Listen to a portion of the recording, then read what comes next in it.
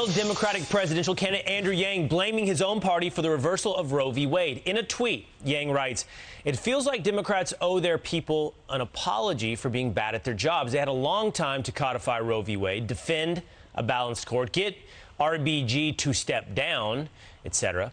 Instead, they got played and trounced. Help undo our failures is not a compelling rallying cry." Fox News contributor Raymond Arroyo is here to react. Good morning, Raymond. Glad to see you this morning. What do you think of Andrew Yang's statement? Well, I think it misses the point here, Will. It's a little off base. I mean, look, how many layers of fantasy land is Andrew Yang going to enter into to try to reconstruct what happened at the court this week? Look, Hillary might have been elected. They may have both had majorities. RBG might still be living. Harriet Miers might have been on the court if Laura Ingraham hadn't taken her out. I mean, there's a ton of things that might have happened, but they didn't. Here's what Andrew Yang, and I think a lot of people, they're just in denial today. The fact is, this was an inevitable decision by the Supreme Court on Roe. First of all, because it was an invented constitutional right and very bad law.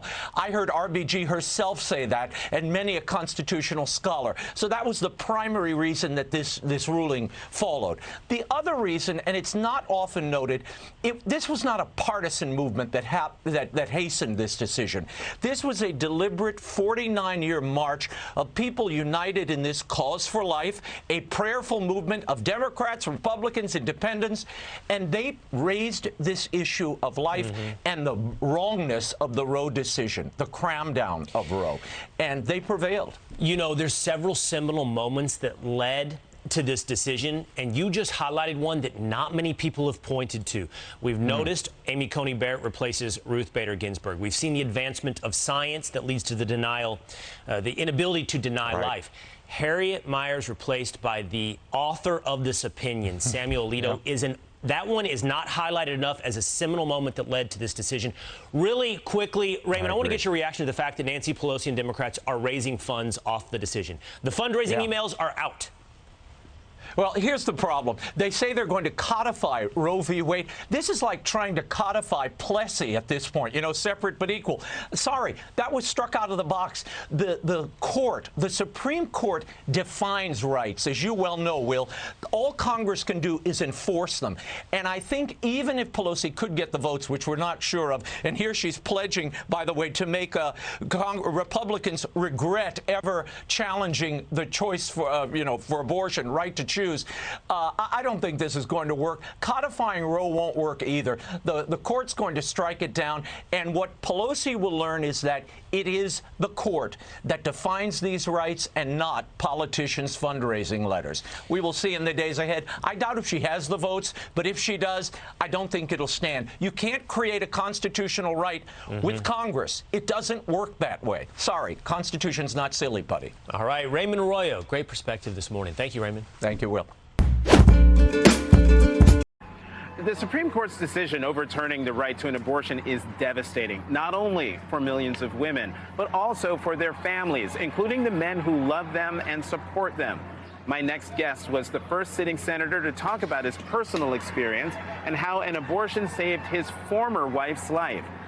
Joining me now is Senator Gary Peters of Michigan. He's also the chair of the Democratic Senatorial Campaign Committee. Senator, thank you very much for being here. And I just want to tell you up front, because we took the breaking news with the president, our time is limited. But I just want to talk about your former wife had a problematic pregnancy, and at one point her doctor recommended an abortion, but the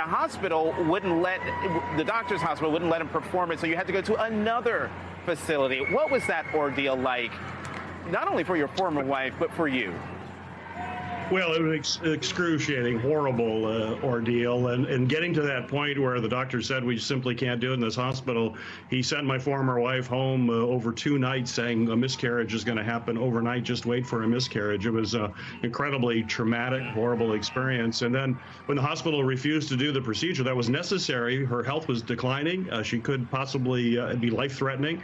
The recorder or the message he left on her recorder was, This is not based on medical practice. This is based on politics. I urge you to go see another doctor, get to another hospital as soon as you can. Your life is in danger, and certainly your health. You could have a severe infection and lose your uterus.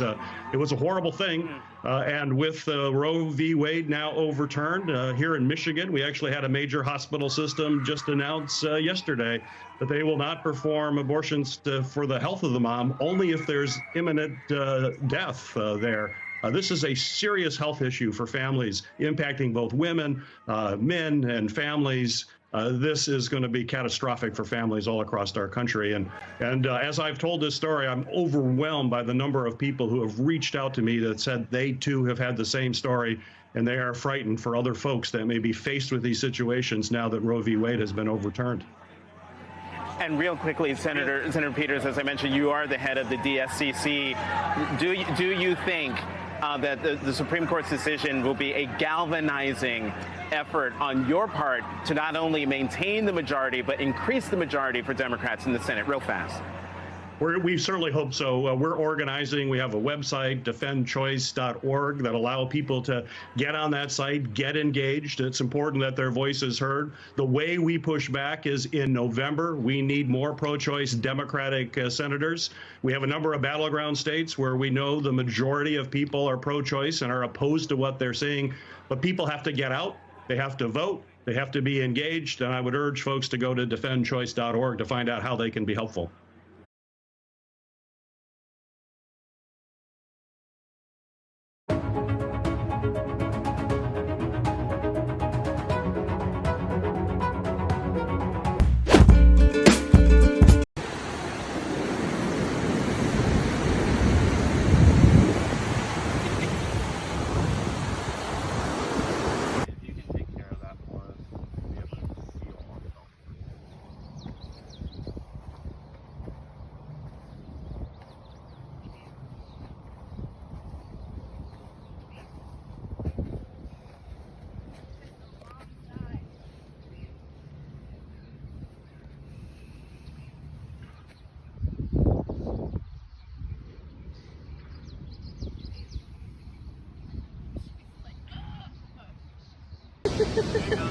Oh, she's moving.